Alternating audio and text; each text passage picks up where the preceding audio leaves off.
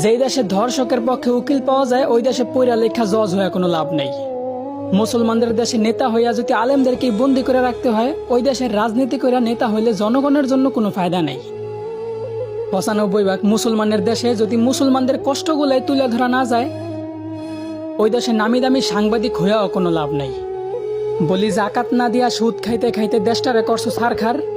এখন সূর্যের তাপ গায়ে লাগে, তাই তোমাদের বৃষ্টির দরকার। আলেমদেরকে বন্দি করে আবার আলেমদের মাধ্যমে আল্লাহর কাছে বৃষ্টি কামনা করলা। বিষয়টা এমন হইল না যে কোনো এক ফল গাছের গোড়া কাইটা ফালাইয়া সেই গাছ থেকেই আবার ফলের আশা করলা।